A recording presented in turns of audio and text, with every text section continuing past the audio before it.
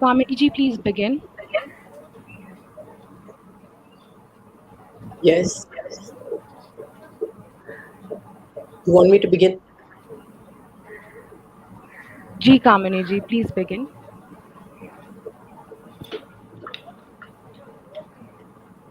Hi, ma'am. She wants you to begin. Okay. Thanks. Well, welcome all of you and a happy Women's Day, though actually I'm not in favor of this term at all. Because why should one day be a Women's Day? Every day is our day. And why should we have this? Why should we ask to have a discussion on a subject like this in 2021? It what really shocks me. Anyways, the facts as they are, this fight has been going on in the form of bills, efforts to introduce the bill being made from 1996, failed effort in 1996, 1998, 1999, 2002. They managed to pass a bill in 2010, but nobody took it forward from there. In the Rajya Sabha, it was passed, but it has lagged because of the Lok Sabha coming to an end. Now, this, I know we are here to discuss this subject. It's a very important subject, but we have to be quite, unless we fight for it, nothing is going to happen. I don't.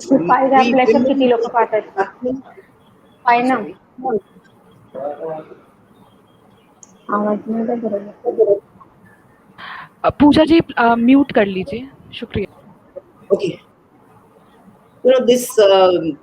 Nothing is going to come easy. Nothing is going to come by discussions and radio discussions and television discussion. I think women have to come on the road to fight for it. But looking at what is happening to the farmers' law, they are on the road for 100 days and nothing has happened. I don't know how we have to begin the fight and where we have to go. But time has come when we really take it head on.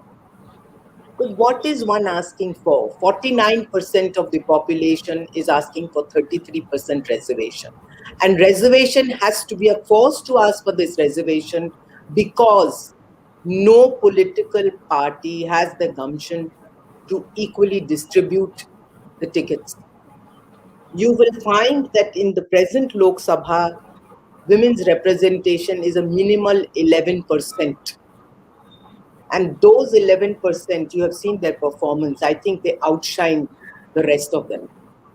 Whatever and that is their fear. I think the fear of the men is that if the women come and they take it on, they will really outshine the performance because they are not, jumping into the well and having these petty fights. So it has to be issue-based politics, and we have to get women. And also, we have to not forget that what we have seen in the panchayats and the municipal elections, where women are doing such a good job, they have increased the women economic performance has improved. They say the luminosity, what they call, has improved, and women know what are the problems, the local problems.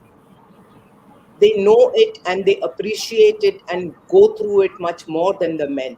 So therefore, I think they would be able to convince their voters better. They would have the confidence of the voters more. And therefore, I think the men are really quite apprehensive about women taking over.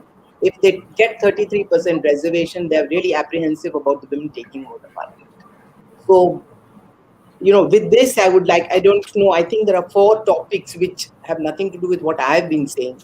So, I don't know who is supposed to speak first, but this is just a real introduction of the subject. Who's the first? Malini ji, I think you were the first speaker, if I remember correctly, the agenda, which I don't know if I have it. Thank you. Can you hear me? Yeah. Can you hear me? Okay. I can. I'm going to mute myself.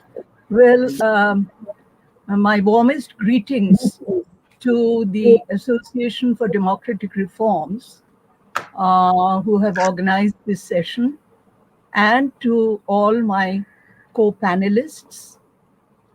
I think I would like to start from my personal experience as an MP, Lok Sabha, in the 9th and in the 10th Lok Sabha.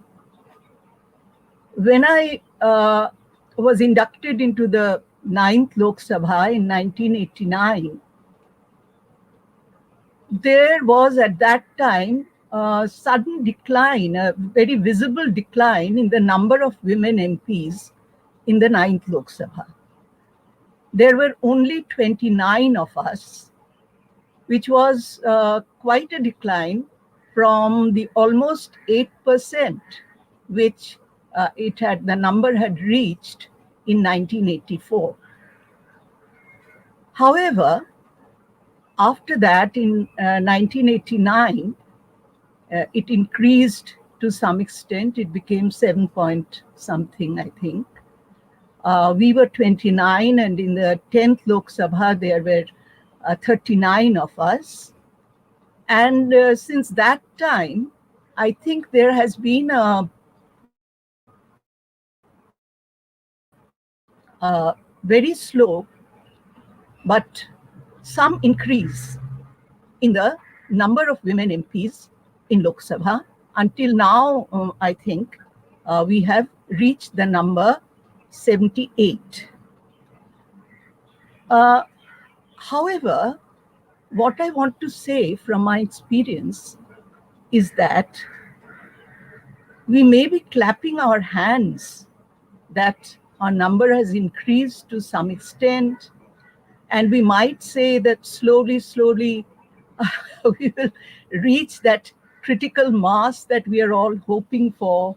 We'll reach 33%.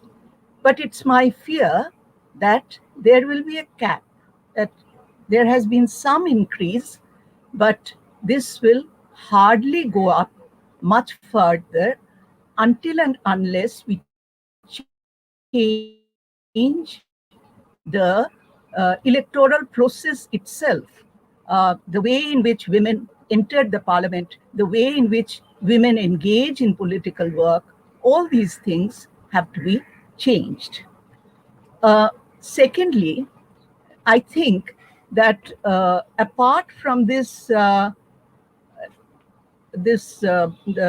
numerical strength, this encouraging signs of increasing that people are talking so much about, the fact that in spite of this increase, we are not seeing the changes that we had hoped for with an added number of women. That is also another matter of worry. So I shall be talking a little about these points. As Kamini has pointed out, it was in 1996 that the Women's Representation Bill, the 184th Amendment to Constitution Bill, it was first introduced into the Parliament, and in spite of a few attempts, it has always been thwarted. While I was in Lok Sabha, the 73rd and the 74th amendments were passed. I was part of one of the parliamentary committees that looked after this. And at that time, as you know, we had a very large number of women coming into the panchayats and the municipalities as a result of this new bill, which was turned into an act. And at that time, we had not experienced any opposition whatsoever. Everyone very gladly passed those two laws. So there was hardly any opposition to that, which had made us hope that if women's representation bill for the Lok Sabha that stage where it can also perhaps be passed. But that did not happen. However, I would like to say that the 73rd and the 74th amendments, uh, it created a very great social upheaval, a very positive social upheaval, both from the point of view of gender, from the point of view of caste, in every respect, at the level of the family, at the level of society. Women being elected and entering into the local bodies, into the governance of these uh, local bodies, that was a very big thing. I think I don't know if we have properly assessed the importance of these changes. Of course, women had to face many hurdles, both in the family and also in society, but they made something out of it. However, as you know, after that, in some of the states, there were also certain measures taken by the state governments which prevented women from taking their fair share in local governance also. Like, it was said that you have more than two children. It was said you don't have the requisite educational qualification. It was even said that you don't have a toilet in your house and therefore you cannot fight in the elections. So all these retrograde measures were passed in some of the states. We protested against it, but in spite of us, these were passed. And I think for an institution like ADR, it would be good if they assess whether at the grassroots level, the participation of the women in the panchayats and the municipalities also has since subsequently been compromised or subverted through such retrograde measures. To what extent devolution of power has taken place in the panchayats, whether it has been taken back, and so on. Now, if you ask me, I would say that it's more than a case of lack of political will today. Of course, lack of political will has always been there. There will always be lack of political will where women are concerned. But I would say that it's also tied up to a severe regression of the democratic process itself in recent times. It's the general ambience of politics that has changed, that democracy has been subverted in many ways, and this is one of the reasons why we find it even more difficult for today for women to take their share in electoral politics. Of course, women have always faced a number of difficulties, like, the burden of housework, then, their experience of political work. Where would they do their political work? In grassroots organizations like the trade unions, of course. But how many women can enter into the trade unions? Even those who enter into the trade unions, they face patriarchal attitudes. All that is there.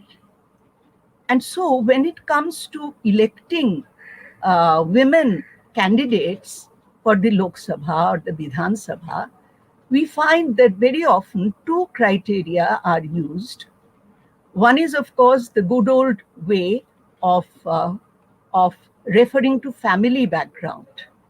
That is, somebody's daughter, somebody's wife, because her political background is known, she's chosen, or because she's a celebrity. This is something that we see more today, that by virtue of being a celebrity whom everyone knows, that someone is chosen to be a candidate. Now, I'm not saying that it's not possible for them to become people's representatives at all. That's not my drift. What I'm saying is that apart from the fact that all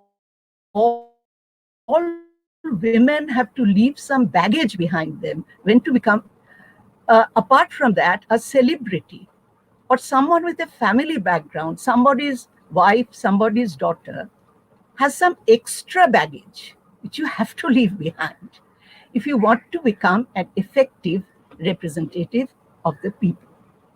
But all that is just, it has been embedded for a very long time in women's unequal position in society. But today, there are even more insuperable hurdles, which I have referred to as this almost this elimination of democratic processes and democratic institutions. One is the question of money. You know, uh, uh, standing as an election as a candidate in the elections, particularly in the Lok Sabha or the Vidhan Sabha, it involves today such a big financial stake. Not for all parties. I would say that there are some parties which are not dependent on money power in this way. I myself, when I became a candidate, I didn't have to get any money for my party. I was, all my expenses were looked after by the electoral wing of my party. But this thing that, fighting an election, it's a huge financial investment. Now, if it is an investment, then being an MP becomes a vocation rather than a service to the people. And you think of, getting back the money that you have spent or the money that you have raised, that becomes a big concern. And also the huge benefits that accrue to the MPs these days, the way in which these benefits have increased also in a process which involves the MPs only. The MPs decide what they would get as benefits. I think that this system is something that has to be changed. This is one thing, money power. And the other thing is the increase of violence. Increase of violence in our social rubric in general, increase of violence in electoral politics, and increase of violence against women. See, it's for a woman to feel secure when she's, when she's an election candidate, an ordinary woman. Who would have that amount of money? Who would have that kind of security to protect her from the violence that may be unleashed from her, from other more powerful players in the game? So these are the important things which we have to look at when we consider this question of entry of women into electoral politics. I'll just end with one point. As I have said, the numerical strength has increased in Lok Sabha, and this may prevent us from this reality of the regression of democratic values in our polity. When the Women's Representation Bill had been mooted, one of the arguments for it had been that presence of a critical mass in women's representation in elected bodies will change the nature of politics itself. It will make it more responsive to the needs of the people that they represent, that they would be more sensitive to the needs of the people. Unfortunately, even with the increased number, the desired change has not taken place. And from what you showed at the beginning of this session, not just unparliamentary behavior, but criminal activities, all kinds of activities which are not fitting for a member of parliament. These have increased manifold. So the whole question of representative politics itself is being thrown into jeopardy. And I think this is the point from which we should start thinking about this, as Kamini ji has said, it's very true that we have to get down on the road, not only to ensure greater representation for women, but to ensure the rights of all women to be in electoral politics. Whatever caste she may belong to, whatever religion she may belong to, whatever economic status she may belong to, the rights of every woman to participate in electoral politics, how we can fight for it.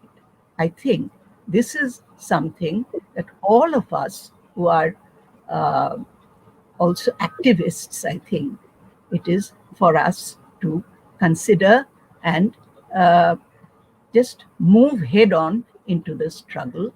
I endorse entirely what Kamini ji has said on this point, and with this, I end my intervention. Thank you, Karuna ji.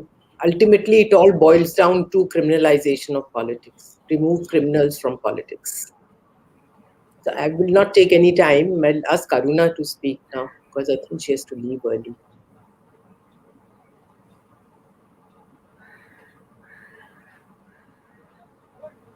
Continue. Mike. Happy, I've unmuted. Happy International Women's Day to everyone. And I think that it's an important day because it began with the labor movement and the women's movements, labor movements and the women's movements, and the sort of mass response to inequality. Those inequalities hugely subsist today. Of course, every day should be Women's Day. But until then, I think that it's important not to make it the Valentine's Day of feminism and make it, stay with the spirit of the advancing of rights. I think today is a good day to pay tribute to Kamini Jaiswal and her fight for justice, and the fact that she makes it so much easier for women like me to work in the Supreme Court. Also, Meenakshi Arora, my former boss, and other Indu Malhotra, other women who have made the path easier. Malini Bhattacharya, not just for your work in Jadavpur, but also for your service in Parliament, and also Anushka and Pooja for taking this work forward.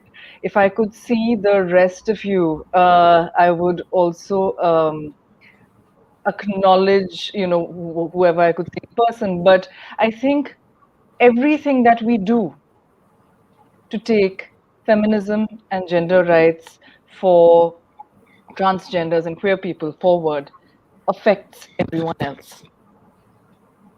Every case, every litigant who sees through her rape case changes the law in favor of everybody else by setting one more precedent. Now, with regard to political rights,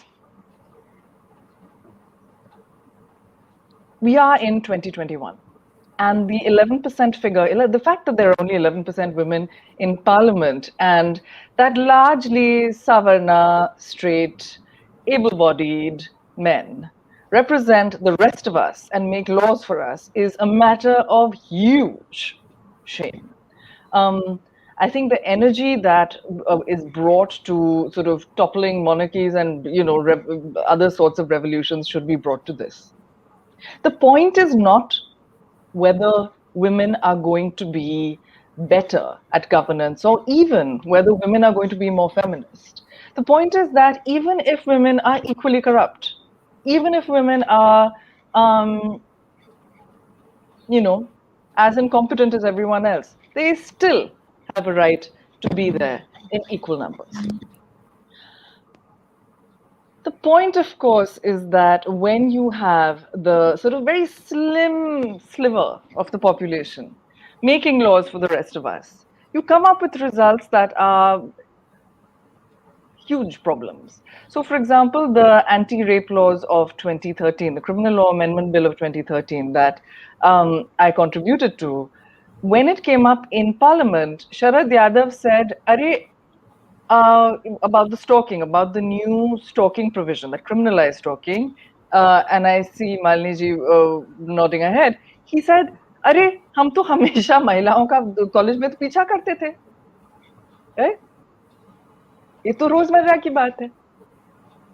Now, it wasn't just a comment. What happened as a result? The UPA was in an alliance with these people, and they diluted the bill in a number of ways, but one very fatal way for women who are stalked. They made stalking bailable at the first offense. Now, what does this mean? It means that if you go to the police station, if you summon up the courage and go to the police station and you are being stalked, and let us be clear, a lot of women in India are stalked. It's very much part of the regular culture. It's not just part of celebrity culture, right? Man's following you all the time. You tell him no, you make it clear. You go to the police station and you say that this man has been following me repeatedly. He's threatening to throw acid on my face, right? The police has to let him go on bail. The judge, she could be the most feminist judge in the Mahila court, and her hands are tied. Because Sharad Yadav, supported by others, felt that ये तो रोजमर्रा की बात है. So how do we change this? I think it's absolutely right that power must be seized. Power cannot be, power can only be lobbied for on the margins. Power must be seized. That 11% figure is very important because the year that figure became 11% was, I think, 2014 approximately. And that is the year that about 7% of women got tickets, but 11% won. So that is the gap of political party patriarchy. Because that means that the number of women that they gave tickets to, many, many more than that succeeded. 3% is a big number in India, right? And so the excuse that women don't win elections is hugely overestimated in the minds of the patriarchs. The second point that I would like to speak to is electoral funding. At the moment, electoral funding is through electoral bonds. Electoral bonds is one of the biggest problems in our democracy today, because what it means is that, for example, take the farmers' laws, right? You had the United States issue a statement saying that we are in support of free speech. Well and good, they should be, because it's an international human rights issue, and it's fine that they speak to that. But then they went on to say about the crux of the farm laws that we are in support of free markets. Now, who asked them about the substance of the farm laws? And also, after the finance bill liberalized funding in electoral bonds and allowed foreign corporates to fund political parties, we do not know which large agribusiness, how much foreign ownership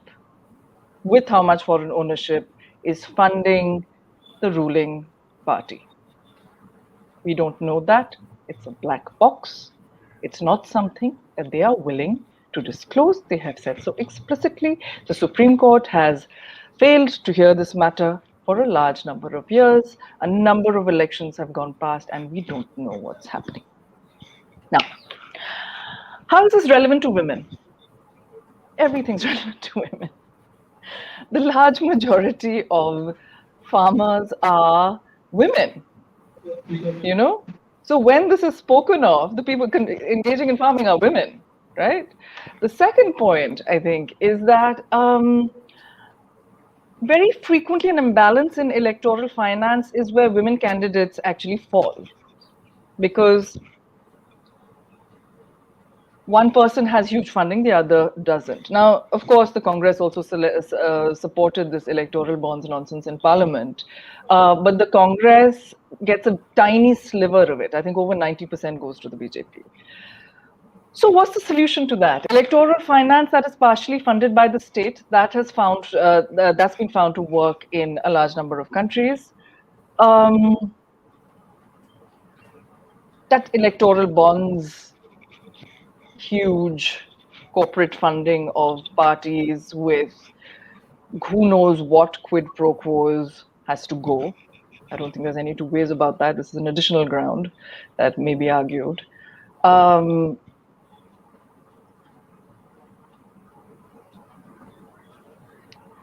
But of course, the Women's Reservation Bill is the most important legislation to cut through the Gordian knot of patriarchy. I think these panels are helpful in generating ideas and influencing, well, not influencing necessarily, but in an exchange of ideas, and sometimes somebody goes and does something in response to it, but also that people are then, it takes at the very least the conversation forwards and expands the constituencies that believe in this work. It's 2021. Power was due yesterday. Thank you.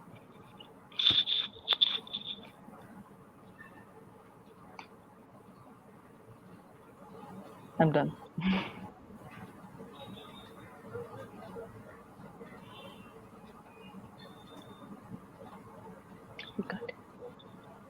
And now I will call upon who comes next. Between the two of you, Anushka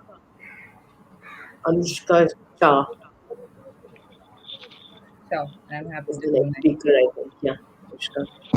Thank you so much to ADR for organizing this conversation. I think it's a lovely opportunity to be able to kind of speak and learn from everybody else here. And I think particularly role models like Kamini that we've of course all grown up being so inspired from. And I agree, Kamini, with you, what you said at the start, that it would be great to have this kind of conversation more frequently through the year. I think Women's Day offers a good chance to bring these topics up because they don't come up as often as we'd like. But if we are to make progress from 1996, I was 5 years old then, and I'm almost 13 now. So I think that's saying something. I'm hoping the next generation doesn't have to wait this long. In this conversation, particularly, I think focus is going to be on where and how media narratives hinder women's participation in electoral politics. And just to give a little bit of context on my own work in this is I run a media production company called Civic Studios that's based out of Mumbai. What we do is create entertainment to help strengthen democracy, and the work has its kind of roots in MIT, where we academically study media impact. I will also just request Shelley or Nandini to maybe just pull up the slides. Kind of while you do that, I'll continue.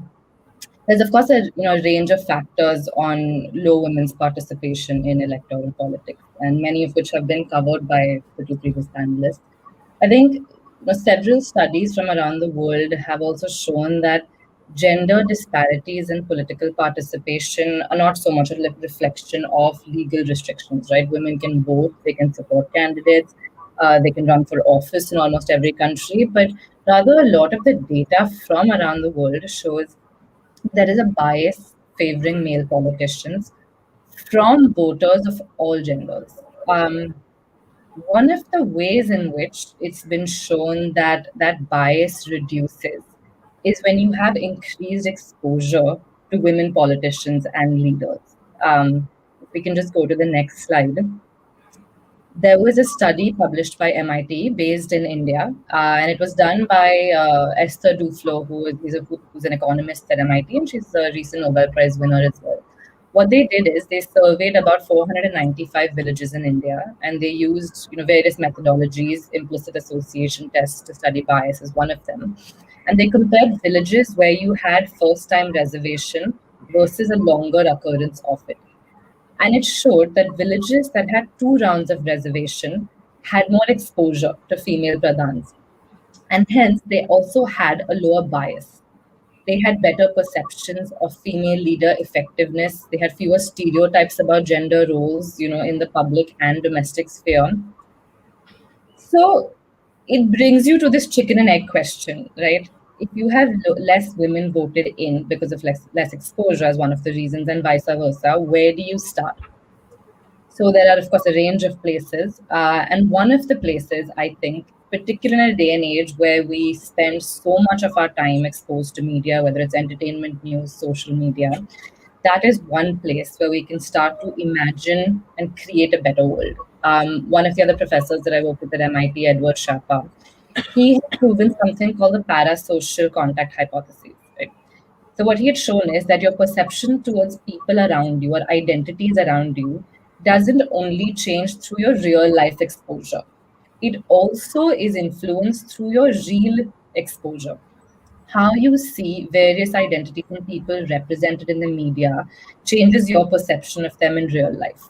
Now, media is a fundamental mirror for society. It's where we see our trials and tribulations highlighted, where we see a reflection of what is portrayed as the current mood or state of the nation and society. And this is both for news and entertainment, particularly in India, where the role of entertainment is so overwhelming. And the stories we tell through these mediums are at the core of the stories we want to tell about ourselves, who we are, and very critically, who we want to be.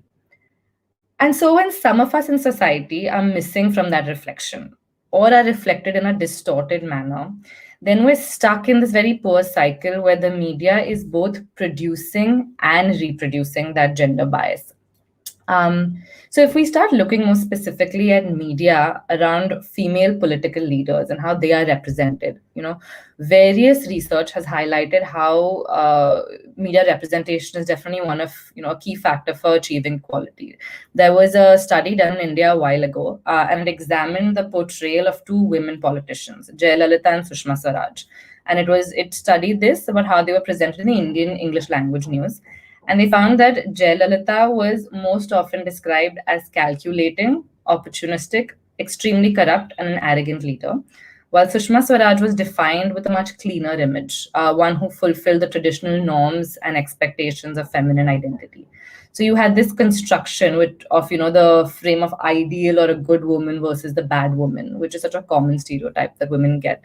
If we go to the next slide, it proves my point a little bit.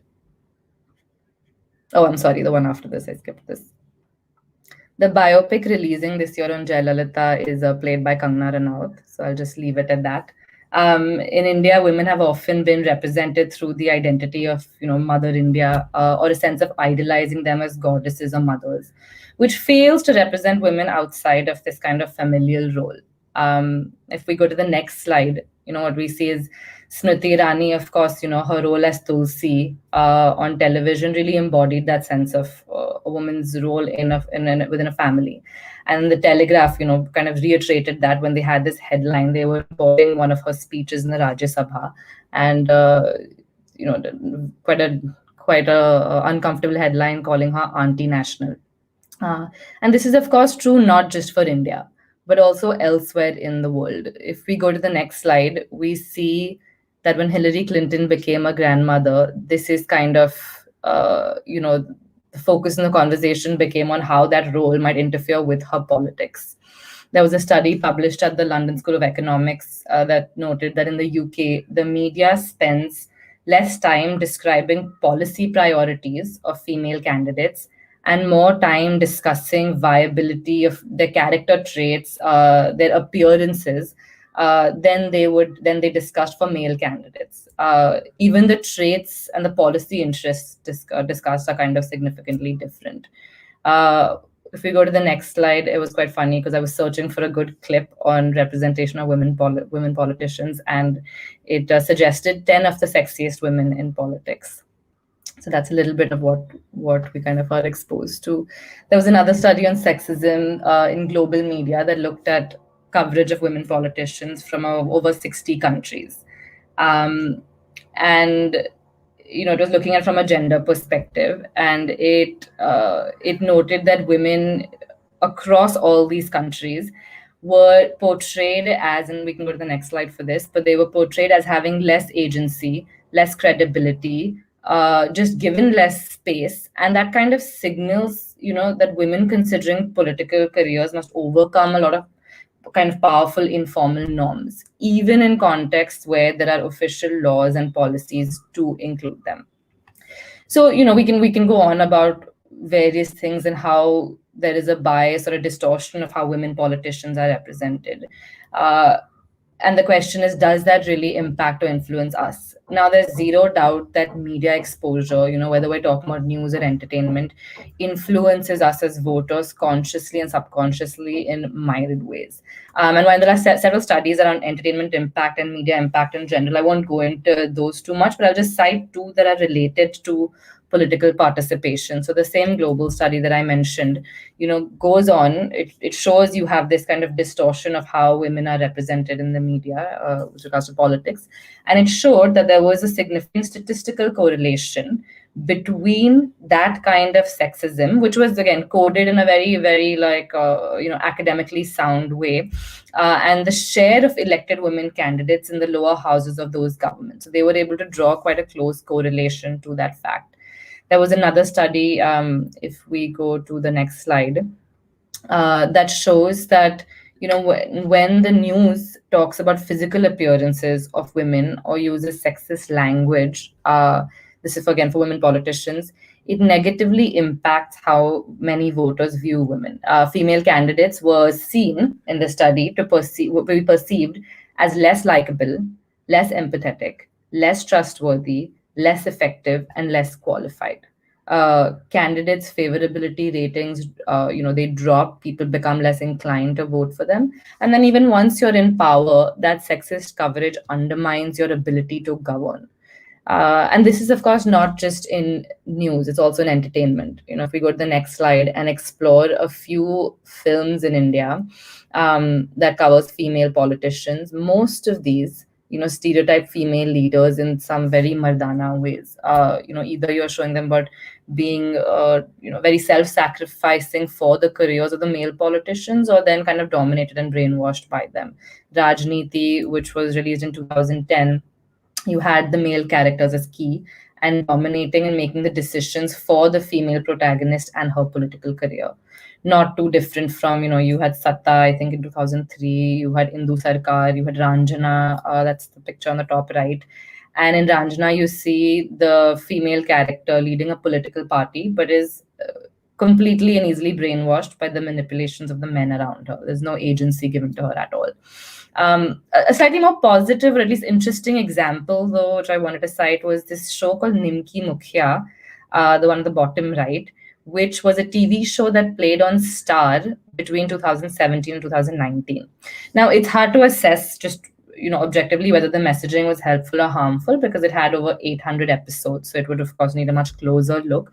But it's just interesting to see a mainstream show that is portraying someone who's young, bold, quirky, carefree. She stumbles into running for local elections, but then grows through that journey. And in the series ends with her becoming chief minister. So it had something of a positive arc in it, and it showed, different episodes showed her dealing with different social issues and kind of identifying where a woman's, personality or strength might lean in to good leadership. And from the point of view of what we call, at Civic Studios, we describe our work as civic entertainment. And a relevant question that we like to ask is, whether these kind of portrayals generate sympathy and encourage women to participate in the political process. And I want to come to the last slide, really, in which I want to just touch upon a few things that we feel from our work and our studies about how media portrayal can be better to create a more enabling environment for women in electoral roles. So one is, where possible, as a media maker, we should be trying to apply the rule of reversibility, whether you're a journalist or you're in entertainment. If you wouldn't ask it of a man or show it of a male character, don't ask it of a woman unless it is rooted in unless there's a good reason that impacts the topic or the issue in question. If you wouldn't say it about a male candidate, don't use those words about a female candidate. Second, let's not focus on the private lives of women seeking public office.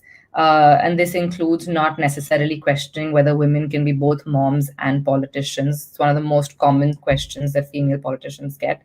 Third is, let's highlight the work and prose of female leaders. And this doesn't need to be based on another bias now leaning in the opposite direction, but based on what research is showing. There was another study done by the same Esther Duflo I mentioned earlier at MIT, where she found that female pradhans in India invested more in rural infrastructure than male politicians, than male pradhans. And because women in a village are a lot more involved in, let's say, something like the collection of drinking water. They're much closer to that issue, so it's automatically a priority for them. Fourth point is that a lot of research has again shown that when a society and in a nation there is a sense of a perceived threat, an economic downfall, voters become more conservative overall, and conservative ideology has been linked to more skeptical views of women in non-traditional roles, such as leadership positions. So if in media we can highlight more non-traditional roles of women, the kind of characters we create on TV and film, this can help change that implicit association. And the last point really about how we can do better, I think, is that there are lots of strong cultural stereotypes about what are men's issues and women's issues. Defense, the economy are seen as men's issues. Healthcare, education might be seen more as women's issues. But this makes voters less confident in a woman's ability to, let's say, navigate complex fiscal challenges. Again, so highlighting women's work in these industry, that are in these different industry areas that might be divided by gender stereotypes, we can change that. If you are having a panel discussion on defense, bring on women who are experts in that field. So I think that's just a little bit of an overall of media narratives and women's political participation. I think the conclusion I'd like to leave at is that policies such as reservation to improve participation of women candidates is key. And I hope and pray that the women's reservation bill gets passed and we all keep working towards that, and creating an enabling environment to help the social norms change with our policy and legal norms. Both need to go hand in hand. Thank you. Kamini, I think you might be on mute. Disturb you. So, you're very ably put, wow, the role of the media and how media can play such an active role in all this. But we know what the media is doing. So, how do we depend on such a media? For, in present day and age, we cannot depend on the media to fight for us. I think we have to do it minus the media. Because I can only expect negative negative views to be built up if we really depend on the media. But I know people like you, independent media can help. But the independent media must be able to reach the bigger population. That's how you do it. Absolutely. Okay. I'm sure there'll be many questions for you. But now it is, I will ask. Now it is Pooja Ganesh Thakur. She's the really person on the forefront. She is the Sarpanch of Bela village, and let's see what she has to say. Hi, Kamini. Ma'am, actually, Miss Pooja has left the studio because of technical issue. I am helping her to rejoin. Meanwhile, Okay. we can take the questions which Okay. have been raised in the comment section. Okay. Sure.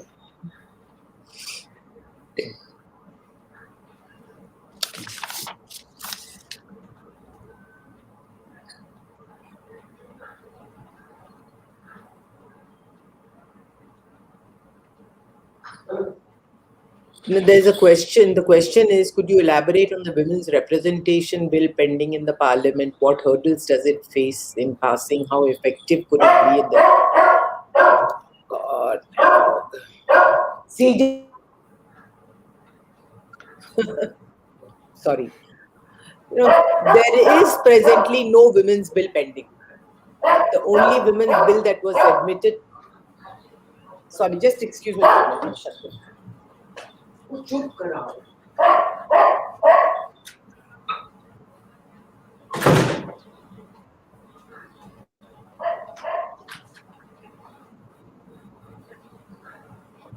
Sorry. This has been the after effects of lockdown. My doggy has become very insecure. But it's just been me and him through the lockdown. Sorry. So just this is a question by Tapan. Tapan, there is no women's representation bill pending at the moment. The only bill that was there was in 2010. It had been passed by the Rajya Sabha and it was supposed to be placed. And in fact, 2014 election, that was one of the prime, issues that these people, part of the agenda supposed to be that they will introduce the women's reservation bill in 2014, but it hasn't seen the light of the day. So I think it has to all start afresh now.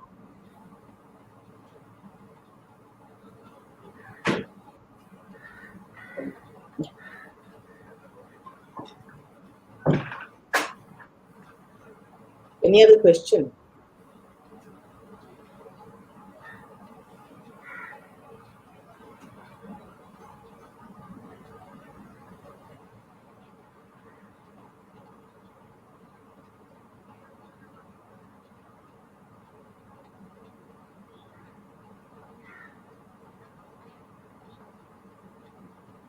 There is a question. It is we should talk about tribal women, Dalit women, Muslim women.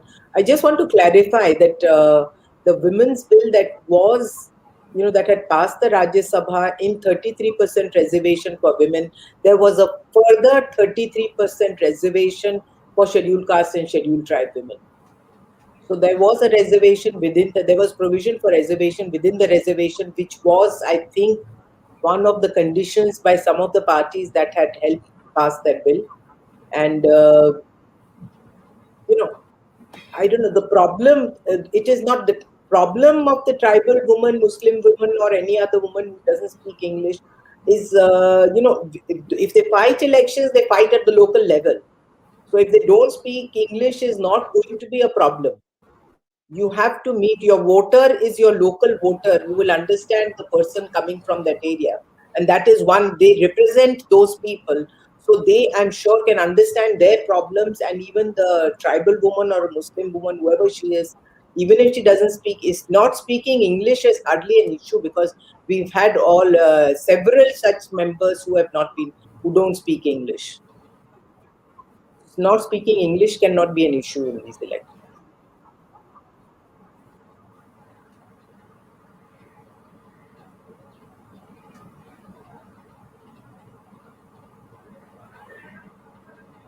Major General Verma has a question. Can Malini ji answer this?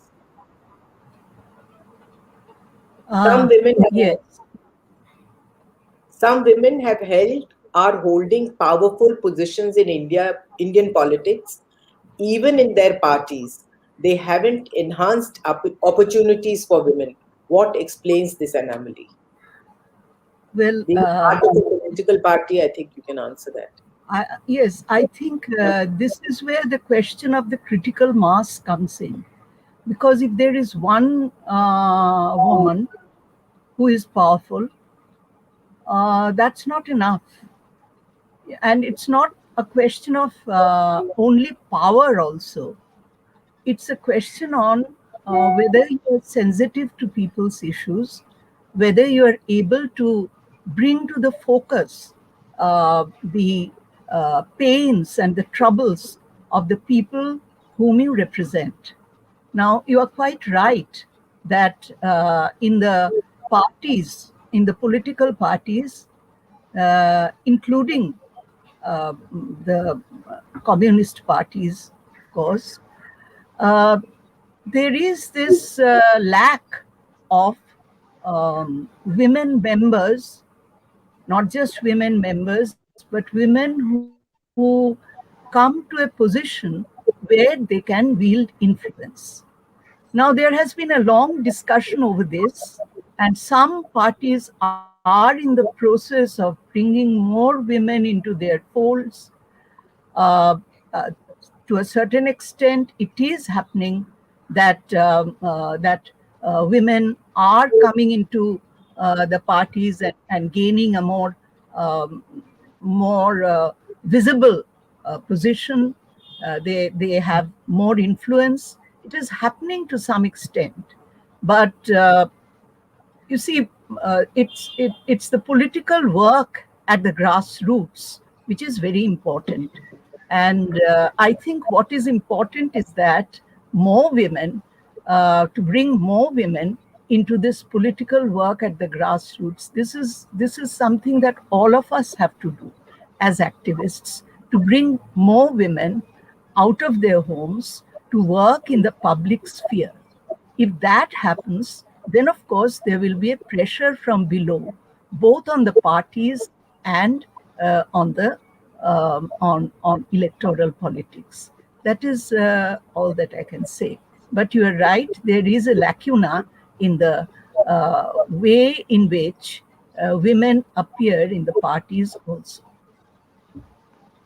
We will suspend the questions because I think Pooja is here. Pooja ji, welcome. Sorry that your connection was cut off or whatever happened. Pooja ji, आप बोलेंगे.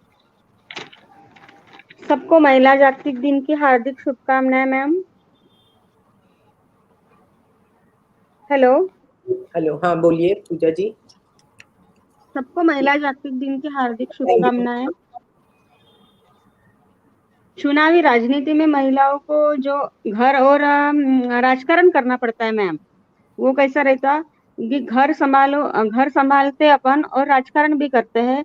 तो उससे क्या होता है, घर में तो अपन ये रहते यानी परफेक्ट रहते अपने काम में, लेकिन जो अपन राजकारण करते हैं उसमें बाहर सब लोगों की बातें सुन के और प्रशासन यानी ये सब करके राजनीति को आगे बढ़ाना चाहते हैं. कभी कभी क्या होता है, अपने को पारिवारिक की यानी जो वंशिक राजकारणी रहते हैं, जो जिनके पीढ़ियों पीढ़ी में चलते आता है राजकारण, वैसा अपन ये नहीं करते. यानी वो उनका वो चल जाता है, लेकिन जिनका कुछ रहता नहीं फैमिली में, तो राजकारण करते समय उनका यानी बहुत कुछ ये करना पड़ता है.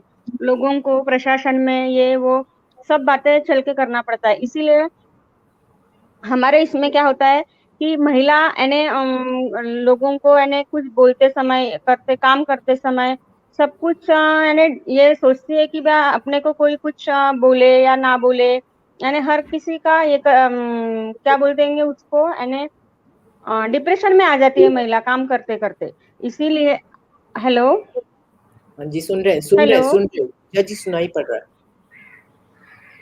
हाँ. तो गांव में कैसा होता है, महिला काम करती है, लेकिन लोगों की सब बातचीत सुन के यानी वो डिप्रेशन में आ जाते. इसीलिए महिला यानी अपने इसमें करती है. महिलाओं को अभी आजकल के जमाने में महिलाओं को तो ये करना यानी घर की तो अनुमति मिलती है कि आप राजकारण करो, सबके काम करो, ये करो, लेकिन गांव खेड़ों के महिलाओं को बहुत परेशानी आती है, क्योंकि ना वो व्हीकल चला सकते हैं, ना कुछ कर सकते हैं. फिर ऑटो से जाना, बस से जाना, ये वो करके प्रशासन और प्रशासकीय लोग भी अपने को यानी कुछ बातें नहीं बता पाते. यानी जो अपने महिलाओं को ये होती है तकलीफ, यानी उनको लगता है कि महिला है तो इनको क्या बताए ज्यादा ये वो. इसीलिए नहीं तो आजकल तो राजनीति में ऐसा हो रहा है कि घर के लोगों का उतना ये नहीं रहता. महिला खुद अपने बलबूते पे कर सकती है. ऐसा ये नहीं है कि जैसे महिला सरपंच है या सभापति है, यानी कोई भी पंचायत में बोलो या जिला परिषद, पंचायत समिति, कोई भी महिला खुद कर लेती है आज के इसमें.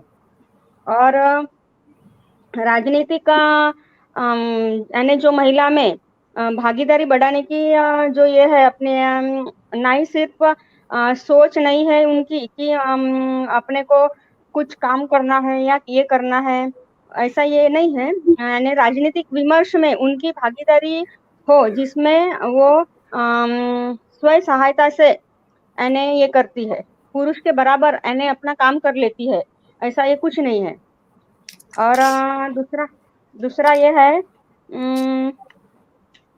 वास्तविक यानी वास्तविक प्रतिनिधित्व का मतलब यानी यह है कि अलग अलग पृष्ठभूमि वाली महिलाओं को आवाज मिले और वो इससे राजनीति में नहीं संवेदना में विकसित हो। यानी वो जो राजकारण महिला करती है वो बल्कि राजकारण ही नहीं यानी समाजकारण परिवार यानी सब इसमें महिला आज काम कर रही है।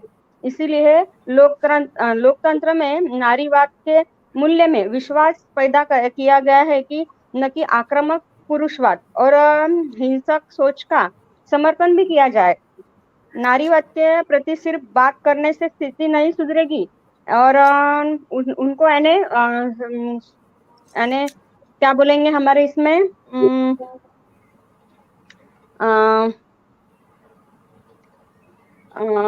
यानी उनका जो रवैया है वो बदलाव करना चाहिए महिलाओं के लिए। महिलाओं की हिस्सेदारी बढ़ाने के लिए स्वयं में बदलाव तो है ही, परंतु डर की बात है ये कि वह राजनीतिक संस्कृति से नहीं होती, मतलब जिससे राजनीति में बने रहने के लिए सिर्फ पुरुषों की तरह काम करने का वो ये जोर होता है, वो महिलाओं में भी है।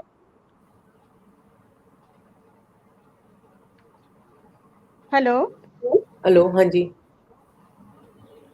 इसीलिए महिला यानी हर इसमें काम कर रही है यानी सब कुछ महिला हमारे जो सभी सरपंच रहते हैं, सभी महिला सरपंच रहते हैं, उनको थोड़ा सा शिक्षा का भी ज्ञान कम होता है। यानी वो एक कोई कोई पढ़े लिखे नहीं रहते और कोई ये नहीं रहते, तो उनको यानी जब अपन अपना काम करते हैं तो गांव के लोगों से यानी सब कुछ बात पे मुंह देके यानी सामने जाना पड़ता है। पहली बात तो यह है कि महिलाओं को प्रशासन में यानी जो सरपंच रहते हैं उनके अधिकारी रहते हैं, वो बोलते हैं कि यानी महिला है तो कोई कोई बात नहीं बता पाते यानी हर किसी कम इसमें, लेकिन अपन जो पंचायत राज में काम कर रहे हैं उसकी वजह से महिला इतने यानी होशियार हो गई कि सब कुछ अपन वहां से पहले ही ट्रेन होके चले जाते, तो इतना ये परेशानी महिलाओं को नहीं होती। ये हमारे यानी पंचायत राज के जो ये है मैडम वगैरह यानी हर बता देते हैं, तो बहुत सा फायदा महिलाओं को पद यानी पद पे जाने के पहले ही पता चल जाता है। यानी राजनीति क्या होती, यानी राजनीति में जाके क्या क्या करना पड़ता है अपने को, ये सब पता चल जाता है।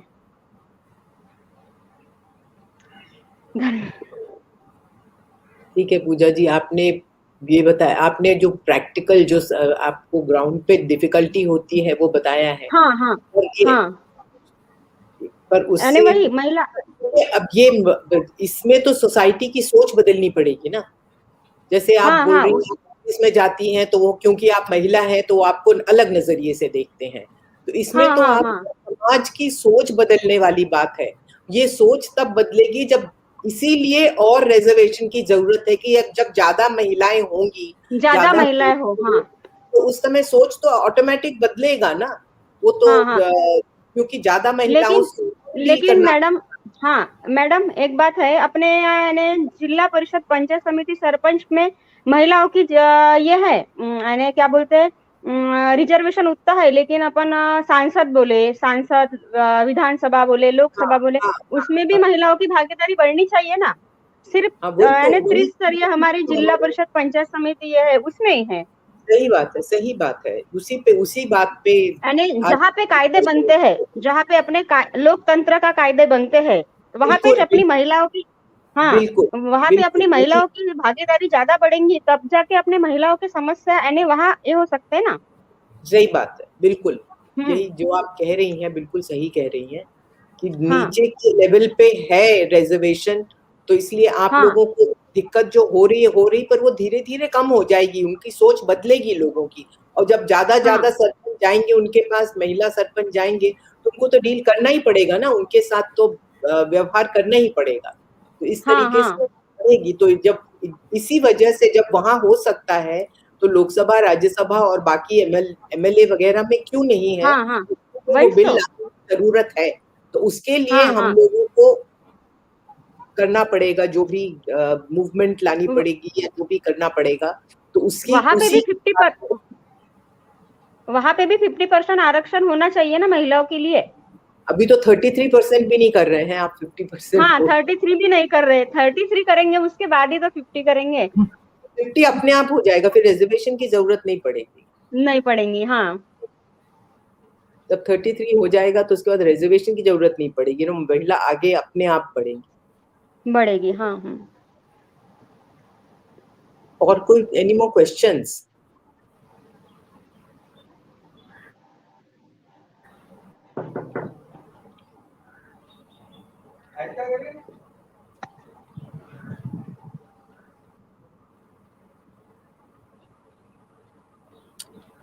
मिडिल क्लास महिला क्या करे is a question. Middle class महिला पूजा जी को देखे, जो पूजा जी ने जैसे सरपंच हैं और काम कर रही हैं, उनको देखें, उनके जैसे अपना आइडियल बनाए और काम करें।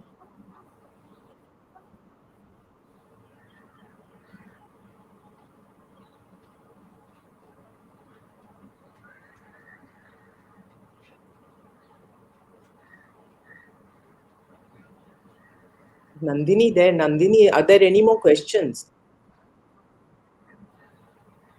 No, ma'am, there are no more questions. We can wrap up. We can wrap Okay. up. Okay. Now that after hearing all of you, the end result, what I have come to the main issue that comes out is the electoral process has to be changed. The funding of the electoral process has to change. A lot of women will face difficulties because there are certain lines which women draw in their behavior and their actions. Most women, there are certain lines that they draw, and there are certain things which they will not stoop to. There are certain things which they will not do, which ultimately, the way today's electoral process is, finance is a big issue. So therefore we have to, something which ADR has been fighting for forever, is to reduce the criminals from politics.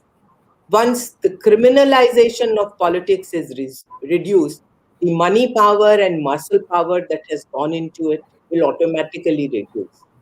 And we have to also, this electoral bonds battle has to be fought at a very, this electoral bonds is creating such an uneven balance, and we don't know from where this money is coming, whose money is coming, and what is the quid pro quo there.